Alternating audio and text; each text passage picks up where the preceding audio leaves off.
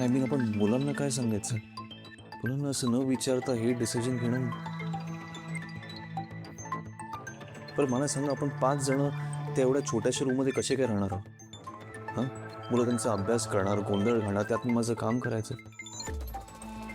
सगळं खूप मेसी होऊन जाईल ना. आणि बरं मला सांगा, की मुलांकरता ती तेवढी जागा त्यांच्या अभ्यासाकरता, त्यांच्या खेळण्याकरता ती पुरेशी आहे का? त्यांना सवय आहे अशा मोठ्या रूममध्ये राहण्याची. मुलांकरता हे सगळं खूप अनकम्फर्टेबल होणार आहे. तुम्ही या सगळ्याचा विचार का नाही केला? तर यात हसण्यासारखं काय आहे? अहो, आपली मुलं समजूतदार आहेत. आपण त्यांना समजावून सांगितलं ना, तर ऐकतील ते आपलं. आपली तनया प्रेग्नेंट आहे. आता आपण तिच्या कलेनं घ्यायला पाहिजे. तिचे हट्ट पुरवायला पाहिजे.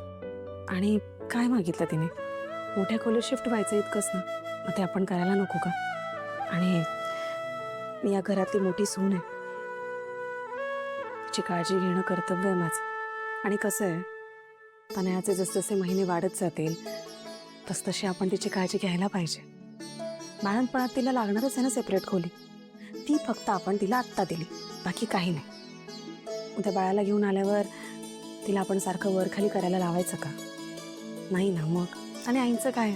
त्यांच्या छोट्या मोठ्या रागरुसवांकडे आपण दुर्लक्ष करूया. तनयाची काळजी घेऊया. आपण आपलं कर्तव्य पार पाडू. छान.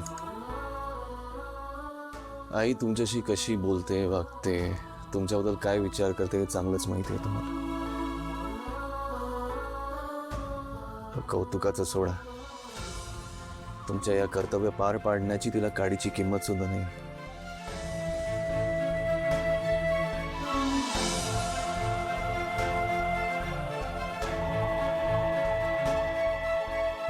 किंमत आहे की नाही यावर आपण कर्तव्य करायचं की नाही हे नाही ना ठरत. आपण बस आपलं कर्तव्य पार पाडत राहायचं. त्या कर्तव्याची किंमत वेळच ठरवते.